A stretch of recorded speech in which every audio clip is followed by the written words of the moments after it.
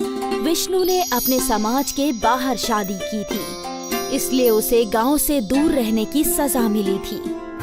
विष्णु अपर्णा अपनी बेटी पल्लवी के साथ खाड़ी के पास रहते थे। रोज सवेरे विष्णु मजदूरी के लिए दूसरे गांव निकल जाया करता। रास्ते में वो पल्लवी को उसके स्कूल छोड़ता था। यहाँ घर में अपर्णा अकेली रहती थी। घर का सारा काम करने के बाद भी उसके पास समय बचता था, इसलिए वो खाड़ी से मछलियाँ पकड़ती। रोज मछलियाँ पकड़ पकड़ कर अपर्णा इस काम में माहिर हो चुकी थी। अब वो अपने हाथ से ही मछलियाँ पकड़ सकती थी। ये हुई ना बात, आज तो मछली फ्राई बनाऊंगी। जो भी मछली अपर्णा खाड़ी में पकड़ती थी उसे वो घर ले जाकर साफ करके पकाया करती थी। खुशबू तो बहुत अच्छी आ रही है, उम्मीद है स्वाद भी अच्छा ही होगा। शाम को जब विष्णु और पल्लवी घर लौटते थे तो अपर्णा उन्हें खाने के साथ साथ मछली भी देती थी। चक्कर बताइए आज कैसी बनी है? अम्मी, इसमें चखना क्या है? आपने बनाई है तो जायकेदार ही होगी। अच्छा, ऐसी बात है? हाँ अम्मी, मैं जब आपके हाथ की बनी मच्छी अपने दोस्तों को खिलाती हूँ ना, तो वो लोग पूरा डिब्बा चट कर जाते हैं और फिर कहते हैं कि तेरी अम्मी बहुत अच्छी मछली बनाती है। अच्छी बात है। हाँ हाँ, मछली तो तुम बहुत ही लजीज बनाती हो पन्ना, इसमें कोई शक नहीं है। मछली से याद आया, मैं सोच रही हूँ कि मैं रोज ज्यादा मछलियाँ पकड़कर उन्हें बाजार में फरोख्त करूँ। इससे मुझे कुछ पैसे भी मिल जाएंगे। हाँ, बेच तो सकती हो, तुम्हें तो मछलियाँ पकड़ना भी आता है। हाँ, तो कल से ही काम की शुरुआत करती हूँ। अगले रोज अपर्णा ने कई सारी मछलियाँ पकड़ी और फिर उन्हें एक टोकरी में भरकर बाजार की तरफ रवाना हो गई। ताजी ताजी मछलियाँ, आज की पकड़ी गई बिल्कुल ताजी मछलियाँ। मीठे पानी की मछलियाँ है क्या? नहीं दीदी, खारे पानी की मछलियाँ हैं, खाड़ी की। नहीं नहीं, मुझे नहीं चाहिए। कई लोग अपर्णा के पास मछलियाँ देखने आए, लेकिन बहुत ही कम लोगों ने मछलियाँ खरीदी। ये देखकर अपर्णा गमगीन हो गई। कोई बात नहीं, आज का पहला दिन है, हो सकता है कि कुछ दिनों में मछलियों की फरोख्त अच्छी हो। अपर्णा ने खुद को दिलासा दिया और टोकरी लेकर घर की जानिब चल पड़ी। अगले रोज भी अपर्णा ने ताजी मछलियाँ पकड़ ली और उन्हें फरोख्त करने के लिए बाजार पहुँची। मछलियाँ ले लो, ताजी ताजी मछलियाँ। आज भी वही हाल था, मछलियाँ बिक ही नहीं रही थी। ऐसा कई रोज तक चलता रहा और फिर अपर्णा पूरी तरह निराश हो गई। वो मछलियों की भरी हुई टोकरी लेकर घर पहुंची। उदास होकर उसने खाना बनाया। विष्णु जब घर लौटा तो वो समझ चुका था कि उसकी बीवी का मूड खराब है। क्या बात है अपर्णा? कि मछलियाँ फरोख्त करके कुछ पैसे कमाऊंगी, पर मेरी मछलियाँ तो कोई खरीदता ही नहीं। अरे, मछलियों की बजाय अगर तुम अपना मछली भात बेचती तो सब खरीदते। आप भी ना मेरा मजाक उड़ा रहे हैं। अरे नहीं नहीं, मैं तुम्हारा मजाक क्यों उड़ाऊंगा, मैं तो हकीकत बता रहा हूँ। तुम जायकेदार मछली भात बनाती हो और मछलियाँ खुद ही पकड़ती हो, तो तुम कीमत भी कम रख सकती हो। एक बार सोच कर देखो। विष्णु ये बात बोलकर घर के बाहर चला गया और अपर्णा इस बात के बारे में सोचने लगी। सभी लोग मेरी मछली भात की तारीफ करते हैं, तो मैं एक बार कोशिश करके देख ही सकती हूँ। मुझे तो वैसे भी पैसे ही कमाने हैं, मछली से कमाऊं या फिर मछली भात से, क्या फर्क पड़ता है। अब अपर्णा के चेहरे पर मुस्कान आ गई और वो एक और कोशिश करने के लिए तैयार थी। अगले दिन अपर्णा ने ताजी मछलियाँ पकड़ ली और फिर उन मछलियों को पकाया। जब सब कुछ तैयार हो गया तो अपर्णा ने एक डिब्बे में मछली और दूसरे डिब्बे में भात भर लिया और वो झोला लेकर घर से बाहर निकल गई। अपर्णा बाजार पहुंची। मछली भात, बस 25 रुपए में मछली भात। मछली भात सुनते ही खरीदार खींचे चले आए। ताजा मछली है ना? हाँ, आज सुबह ही पकाई है। ठीक है, मुझे 1 प्लेट दे दो। अपर्णा ने उस आदमी को 1 प्लेट मछली भात दे दी। वो आदमी वहीं खड़े रहकर खाने लगा। उसकी मछली की खुशबू फैलने लगी और कई और ग्राहक अपर्णा के पास आए। मुझे भी 1 प्लेट देना। जी। जैसे जैसे ग्राहक आते जा रहे थे, अपर्णा सभी को मछली भात देती जा रही थी। वो खुश थी। हर प्लेट के उसे 25 रुपए मिल रहे थे और थोड़ी देर में ही उसका सारा मछली भात खत्म हो गया और वो अपने घर की जानिब चल पड़ी। शाम को जब विष्णु घर आया तो अपर्णा ने विष्णु के सामने जलेबी रख दी। जलेबी? अरे ये किस खुशी में? आप खाइए तो बताती हूँ। वो लोग जलेबी खा रहे थे और अपर्णा ने उन लोगों को आज का किस्सा सुनाया। मैं कहता था ना कि तुम्हारा मछली भात बहुत बिकेगा। अब लाओ, मुझे भी मछली भात खिलाओ। अरे रे, वो तो सारा खत्म हो गया। क्या? और उस रोज से अपर्णा की मछली भात का कारोबार चल पड़ा। लोग इंतजार करते थे कि कब अपर्णा बाजार आएगी। अरे वो देखो, मछली भात वाली आ गई। उसके आते ही उसके आसपास भीड़ जमा हो जाया करती। अपने कमाए हुए पैसों से अपर्णा ने घर की मरम्मत करवाई। विष्णु भी अपर्णा का हाथ बटाने लगा मछली भात बनाकर बेचने में। विष्णु ने मजदूरी करनी छोड़ दी। मियाँ बीवी मिलकर मछली भात बेचने लगे। बाजार में उनकी दुकान भी खुल गई थी। मछली भात का कारोबार चल पड़ा और थोड़ी ही दिनों में पूरे गांव में अपर्णा मछली भात वाली मशहूर हो गई। उसका पूरा परिवार इसी काम में उसका हाथ बटाने लगा। शुभम और रवि दोनों भाई थे। उनके वालिदैन के इंतकाल के बाद दोनों ने घर का बंटवारा कर लिया। आधे हिस्से में बड़ा भाई रवि अपनी बीवी के साथ रहता था और आधे हिस्से में शुभम अपनी बीवी साधना के साथ रहता था। जैसे घर का बंटवारा हुआ था वैसे ही दुकान का भी बंटवारा हुआ था। दुकान के बीच में एक दीवार खड़ी कर दी गई थी। आधी दुकान में रवि स्त्री का काम किया करता था और आधी दुकान में शुभम और साधना ढाबा चलाया करते थे। आ गई बहू, मैं तुम्हारा ही इंतजार कर रहा था। आपकी चाय मैं अभी चढ़ाती हूँ जेठ जी। हाँ। रवि और शुभम दोनों भाइयों में कोई रंजिश न थी। दोनों एक साथ हंसी खुशी रहते थे। भाईजान कल सुबह घर पे मुर्गा पकाने वाले हैं, आ जाना आप। हाँ, तेरी भाभी से छुप कर आ जाऊंगा। अरे जेठ जी, मैं आपके लिए और भाभी के लिए भी मुर्गा पका दूंगी। ना ना ना ना, ऐसा ना करना। मैं अपनी बीवी को बखूबी जानता हूँ। वो ना मुझे तुम्हारे हाथ का कुछ खाने देगी और ना खुद खाएगी। जैसा चल रहा है वैसा ही सही है। कम से कम मैं छुप छुपा कर तुम्हारे हाथ का जायकेदार खाना तो खा सकता हूँ। ठीक है जेठ जी। साधना ने रवि को चाय पेश की और फिर ढाबे का काम शुरू किया। खरीदार आने लगे। बाजी, 2 चाय और 1 ऑमलेट पाव। ठीक है भाईजान। साधना किचन संभालती और शुभम खरीदारों को। दोनों मिलजुल कर काम करते थे।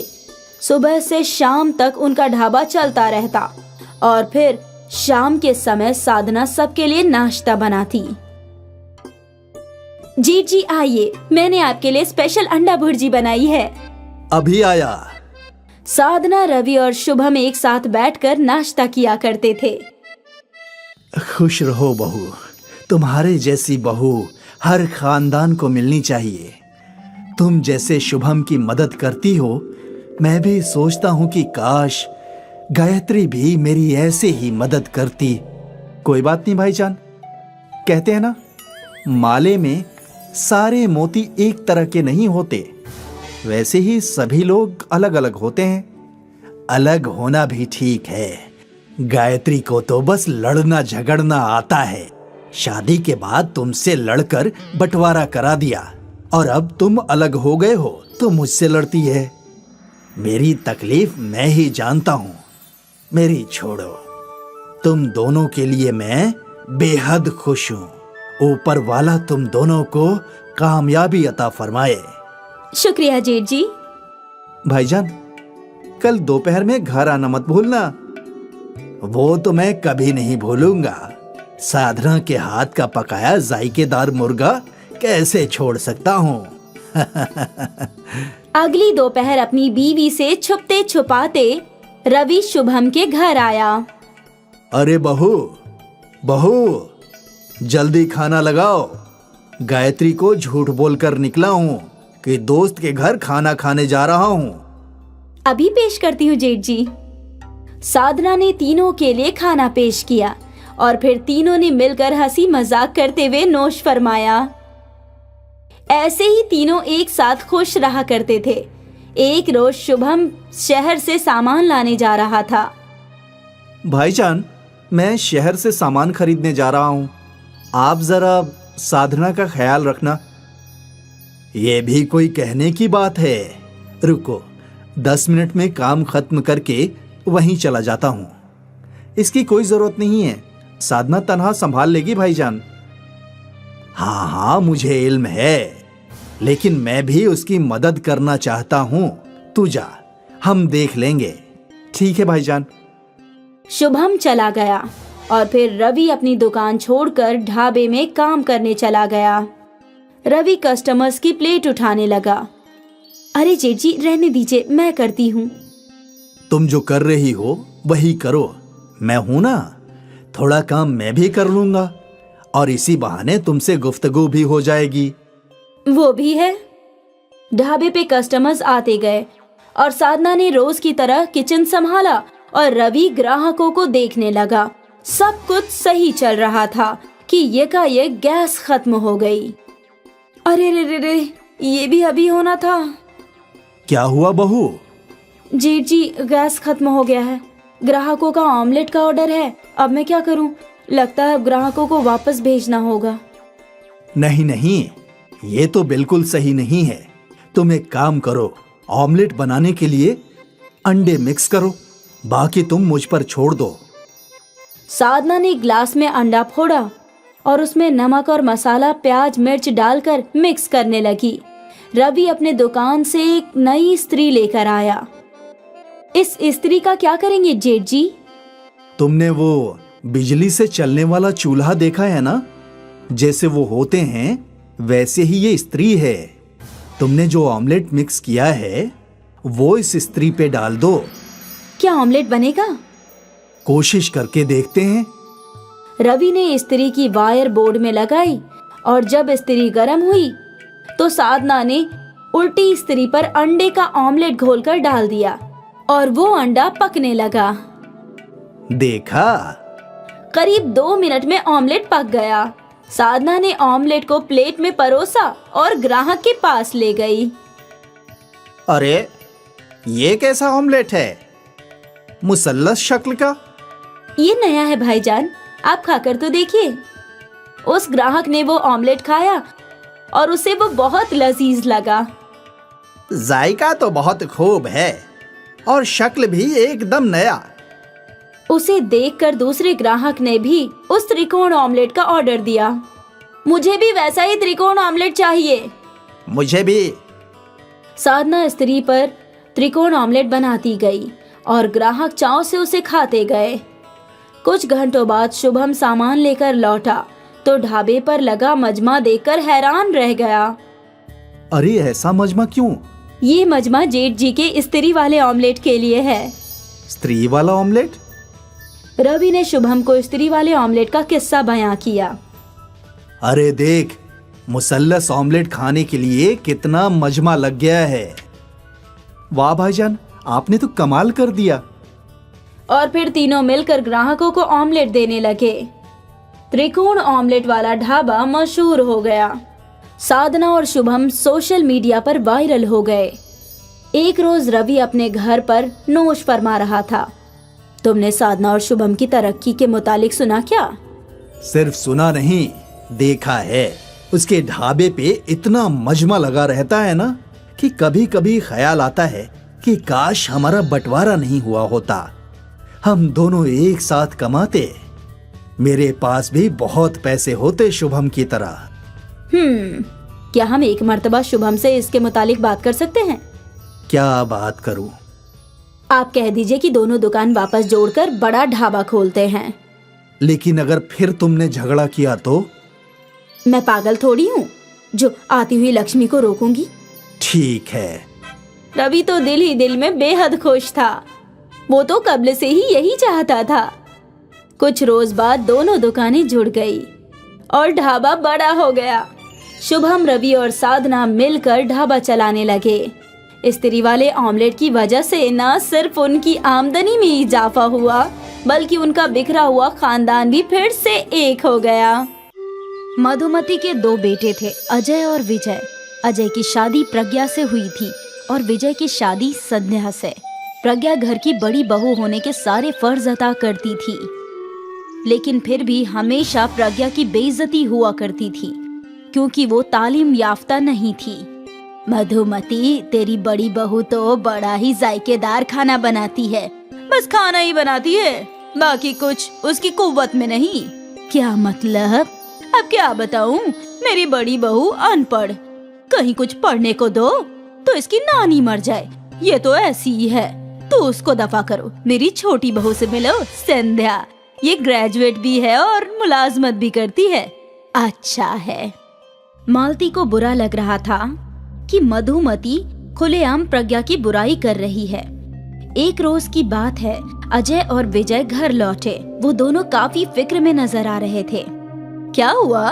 तुम दोनों की शक्ल पे 12 क्यों बजे हुए हैं? नगर पालिका से नोटिस आई है कि हमारा घर गैर कानूनी है और जल्दी ही वो हमारा घर तोड़ने वाले हैं। हम तो सालों से यहाँ रह रहे हैं, तो ये घर गैर कानूनी कैसे होगा? मालूम नहीं अम्मा, कुछ समझ नहीं आ रहा। और बस तब से अजय और विजय के अदालत के चक्कर शुरू हो गए। कुछ माह गुजर गए। आखिर अदालत ने फैसला कर ही दिया। आप लोगों का घर गैर कानूनी है और नगर पालिका जल्दी उसे तोड़ देगी। ये सुनते ही मधुमती के कदमों तले जमीन खिसक गई। सारे घर वाले परेशान हो गए और अगले ही रोज विजय अजय के पास आया। भाईजान, मुझे कंपनी की जानिब से एक फ्लैट मुहैया हुआ है। ये तो बहुत अच्छी बात है, लेकिन फ्लैट थोड़ा छोटा है। उसमें हम सब एक साथ नहीं रह सकते, इसलिए हम सोच रहे थे कि मैं और संध्या शिफ्ट हो जाते हैं। अजय समझ गया था कि विजय अब अलग होना चाहता है। वो बगैर कुछ कहे ही हामी भर देता है और अगले ही रोज विजय और संध्या घर से चले गए। अजय ने एक घर किराए पर ले लिया और दूसरी जानिब उसे मुलाजमत से बर्खास्त कर दिया गया। अजय बहुत ही उलझन में था। आप क्यों रो रहे हैं? ये मुसीबत तो खत्म होने का नाम तक नहीं ले रही। एक के बाद एक बढ़ती ही जा रही है। मुझे मुलाजमत से बर्खास्त कर दिया गया। ये सुनकर प्रज्ञा भी हैरान हो गई, लेकिन उसने अजय को दिलासा दिया। कोई बात नहीं, आप फिक्र मत कीजिए, आपको कब्ल से भी बेहतर मुलाजमत हासिल होगी। लेकिन किराया भी तो देना पड़ेगा ना। इतने सारे खर्चे तब तक कैसे चलाऊंगा? हम दोनों मिलकर कुछ कर लेंगे। हम दोनों क्या ही कर सकते हैं? मैं खाना बना सकती हूँ, आप फरोख्त कर सकते हैं। कोई काम बड़ा या छोटा नहीं होता। अगर हम दोनों मिलकर कोशिश करें तो इन सारी मुसीबतों का हल निकाल सकते हैं। तुम बजा फरमा रही हो। प्रज्ञा ने सारी बात अपनी सास मधुमती को बताई। तुम बजा फरमा रही हो बहू, मुश्किल के वक्त हम सबको मिलकर मुकाबला करना चाहिए। लेकिन हम क्या खाने की चीज फरोख्त कर सकते हैं? बाजार में तो सब कुछ कब्ल ही फरोख्त होता है। हम कुछ न कुछ अलग तो तलाश ही लेंगे। चलिए बाजार देख कर आते हैं। प्रज्ञा अजय को अपने साथ बाजार ले गई और वो लोग हर खाने की रेडी देखने लगे। चाट, भेलपुरी, फ्रैंकी, मैगी, पराठे, सब कुछ तो कब्ल ही फरोख्त हो रहा है। क्यों ना हम इन दोनों चीजों को मिला दें? क्या मतलब? मतलब आपने मैगी फ्रैंकी तो खाई है ना, उसमें फ्रैंकी मैगी एक साथ है, वैसा ही कुछ। तो अब क्या हम मैगी पराठे फरोख्त करें? वैसे तरकीब बुरी नहीं है, सस्ते में बन भी जाएगा और फरोख्त भी बहुत होगा। वाकई? प्रज्ञा ने दुकान से कुछ मैगी के पैकेट्स खरीद लिए। प्रज्ञा ने मैगी बनाई और फिर उस मैगी को पराठे के आटे में भर के उसके पराठे बनाए। सासू माँ, चक्कर बताइए कैसा बना है? मधुमती ने एक पराठा खाया। वाह बहू, ये तो बहुत बढ़िया है, बहुत खूब। प्रज्ञा ने एक पराठा अजय को भी दिया। अजय तो बड़े मजे से पराठा खा रहा था। क्या हुआ, आपने बताया नहीं कि कैसा बना है? बहुत खूब, एक और मिलेगा? प्रज्ञा ने अपने शौहर और सास को और मैगी के पराठे खिलाए और खुद भी खाया। सबको उसके मैगी के पराठे की तरकीब अच्छी लगी। अगले ही रोज प्रज्ञा ने बाजार में मैगी पराठे का स्टॉल खोल दिया। बाजी, ये मैगी पराठा क्या है? मैगी और पराठा की अजमेइश, खाकर तो देखो, बहुत मजेदार होता है। ठीक है, एक मैगी पराठा दे दीजिए। प्रज्ञा ने उस लड़के के लिए एक मैगी पराठा बनाया। उस लड़के ने वो चखा और उसके चेहरे पे मुस्कान आ गई। ये तो लाजवाब है, ऐसा पराठा मैंने कभी नहीं खाया, हरगिज नहीं। उस लड़के की बात सुनकर कई और खरीदार प्रज्ञा के ठेले पर मैगी पराठा खाने आए। प्रज्ञा मैगी पराठे बनाए जा रही थी और अजय खरीदारों को देकर पैसे ले रहा था। सुबह से शाम तक दोनों थक गए और फिर अपने घर लौटे। क्या हुआ?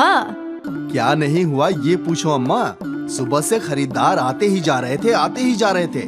हम दोनों तो थक गए, लेकिन खरीदार रुकने का नाम ही नहीं ले रहे थे। आज इतने रोज बाद अजय और मधुमती की शक्ल पे खुशी आई थी। अब उन्हें एक उम्मीद नजर आ रही थी। अगले रोज प्रज्ञा के स्टॉल खोलने से कबल ही खरीदार खड़े थे। प्रज्ञा धड़ाधड़ मैगी पराठे बनाए जा रही थी और खरीदारों को देती जा रही थी। अगले कई रोज तक ये सिलसिला ऐसे ही चलता रहा। प्रज्ञा और अजय अपनी आमदनी देखकर हैरान थे। हमारी एक रोज की कमाई मेरे आधे माह के पगार जितनी है प्रज्ञा। सोचा नहीं था कभी इतना कमा पाऊंगा। अब तीनों खुश थे। जल्दी ही प्रज्ञा ने काम पर कुछ और लोग रख लिए। खरीदारों में इजाफा होता ही जा रहा था और साथ ही उनके मुनाफे में भी। बस 6 महीने में प्रज्ञा और अजय ने नए घर का डाउन पेमेंट अदा किया और वो लोग अपने नए घर में आ गए। मैंने हमेशा तुम्हें कम समझा है, ये सोचकर कि तुम तालीम याफ्ता नहीं हो, क्योंकि मुझे इल्म नहीं था कि तुम क्या हो। तुम्हारा हुनर और ख्वाहिश तालीम से कहीं ज्यादा बढ़कर है बेटा। तुम अजय की मदद करना चाहती थी और तुमने कर दिया। मुझे तुम पर बहुत फक्र है। प्रज्ञा की सास ने आज पहली मर्तबा उसे गले से लगाया। ये दिन प्रज्ञा के लिए यादगार था। एक किराए के घर से वो अपने खुद के घर में आ पहुँचे और ये सब प्रज्ञा के मैगी पराठे की बदौलत।